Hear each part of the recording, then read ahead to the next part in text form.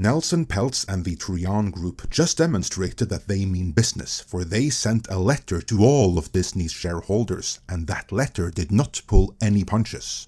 While written in corporate lingo, this takedown of Bob Iger and the Disney board was so brutal that someone needs to mop the proverbial blood off the floor, and we've got the letter right here, so let's dive in.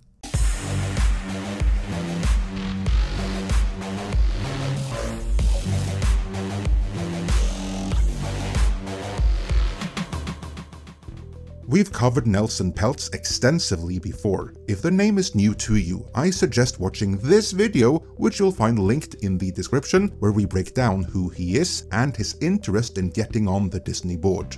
Without further ado, let's just get into the letter, which was sent to all of Disney's shareholders today, December 14th. It begins, Disney is one of the most iconic companies in the world, with unrivaled scale, unparalleled customer loyalty, irreplaceable intellectual property, and an enviable commercial flywheel. However, Disney has woefully underperformed its peers and its potential. After breaking down some numbers, it continues, for shareholders, this subpar performance has destroyed value. Disney stock has underperformed the stocks of Disney's self-selected proxy peers and the broader market over every relevant period during the last decade and during the tenure of each non-management director. Furthermore, it has underperformed since Bob Iger was first appointed CEO in 2005, a period during which he has served as CEO or executive chairman, directing the company's creative endeavors in this role for all but 11 months. That right there, that's a dig at Bob Iger's penchant for blaming Bob Chapek for everything that is wrong with Disney. What this letter is saying is that Bob Iger has really never performed all that well as CEO. Despite the early growth, the Disney share has always underperformed on his watch, since the day he was first appointed CEO. Without saying it explicitly, this sentence right here implies that the problem was always Bob Iger. That's a pretty brutal attack on Bob Iger right there, but it's about to get much, much worse. The letter continues. Unfortunately, the board and CEO appear to have no conviction that things will get better. We are now getting to the point where Nelson Peltz and the Trian Group will attack the credibility and integrity of Bob Iger and the Disney board directly.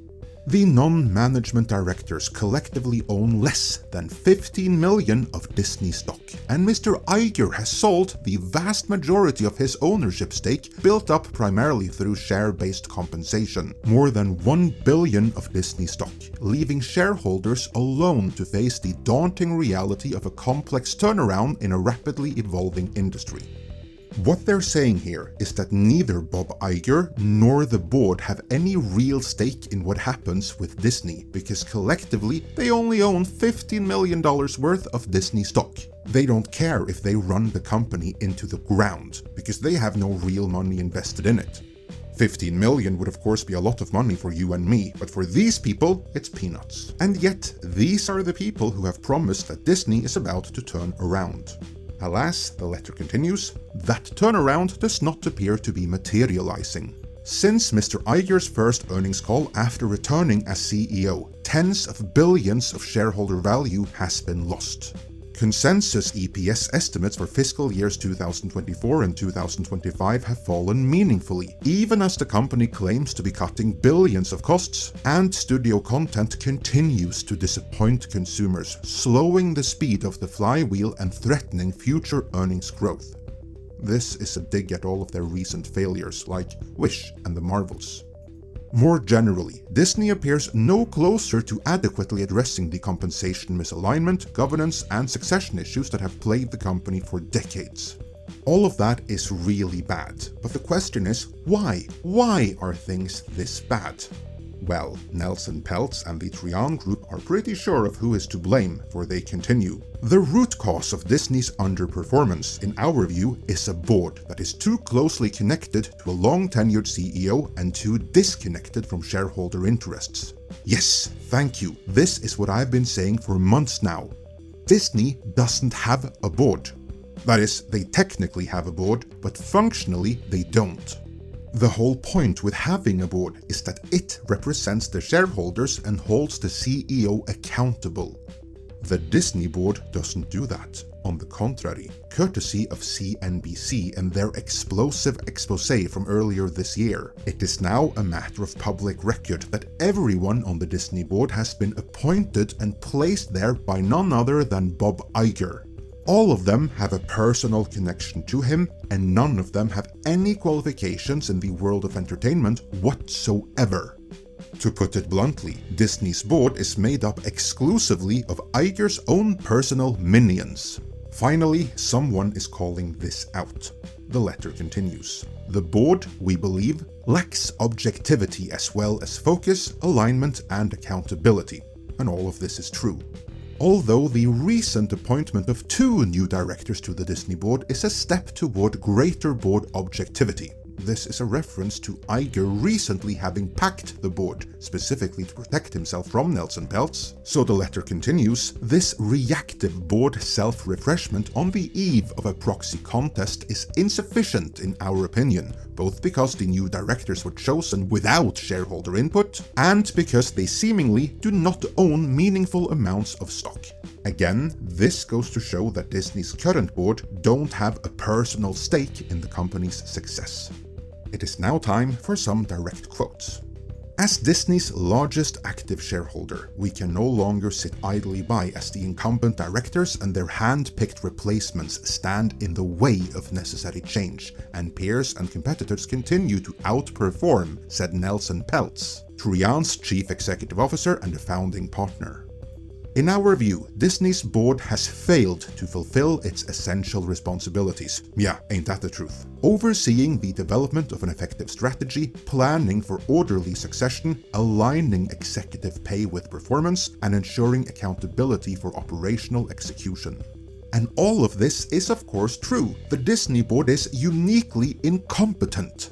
Or more specifically, they're all successful in business, especially the pharmaceutical business, but not a single one of them know anything about entertainment, no one can offer any meaningful input, and no one can hold Iger accountable because they're all his personal friends.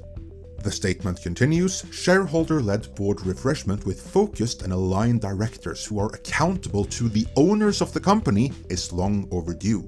And yeah, as we've seen, the current board is accountable only to Bob Iger. That's the polar opposite of how it should be. Then Trian proposes their candidates for board members, namely Nelson Peltz himself and James A. Rasulo. Peltz is obviously beyond qualified, and Rasulo? Whoa, that's one hell of a choice right there. Jay spent 3 decades at Disney and served as Senior Executive Vice President and Chief Financial Officer of the company from 2010 to 2015. During his tenure as CFO, the company delivered compound annual returns for shareholders of approximately 27% and compounded EPS at a rate of approximately 20%, paid a consistent and generous dividend, and Disney's share price appreciated over 250%. Before being appointed CFO, Jay was chairman of Walt Disney Parks and Resorts Worldwide from 2005 to 2009 and was president of Walt Disney Parks and Resort from 2002 to 2005, delivering compounded high single-digit revenue and segment operating income growth annually. Bob Iger called Jay a vital contributor to Disney's success with strategic acumen and savvy insight. Later, of course, Bob Iger and Rasulo had a falling out, but that's a nice touch right there. They use Bob Iger's own words against him, because clearly, Rasulo is perhaps the single most competent board member they could possibly find. It is time for the final blow. To resolve the malaise and crisis of confidence among Disney shareholders, the board needs fresh perspectives from truly independent directors selected by the shareholders themselves, Mr. Peltz added.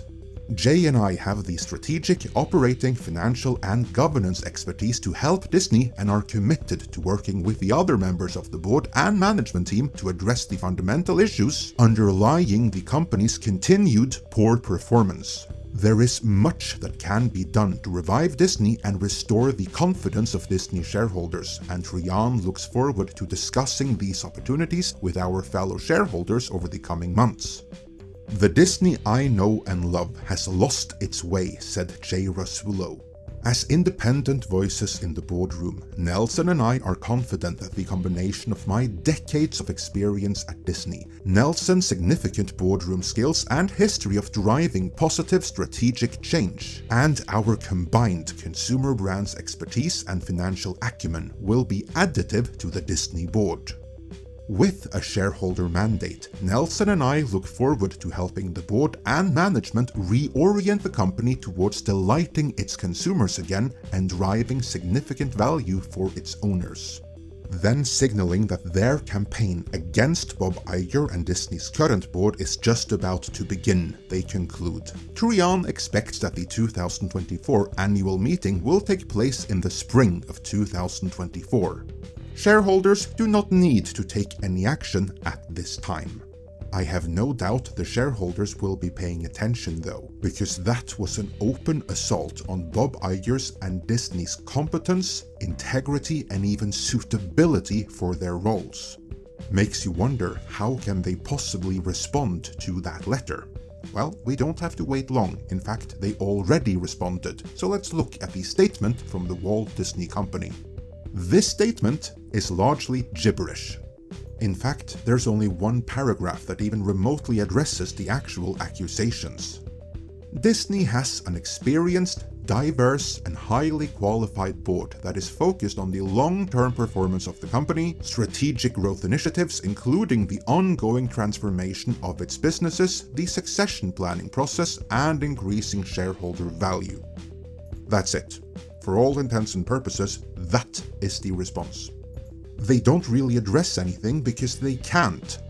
They may be experienced and even highly qualified in other fields like the pharmaceutical industry. Many pharma chills on that board. But when it comes to entertainment, they have no qualifications whatsoever. Meaning we are left with how diverse they are. That is the selling point of this board. They are so incredibly diverse. That's the best response they have though, because the simple fact of the matter is that no one on Disney's board is qualified to be there, and Bob Iger is no longer qualified to be Disney's CEO. Things are about to get very interesting in the realm of Disney, and we're gonna be here to cover it all. Let me know your thoughts on all of this in the comments.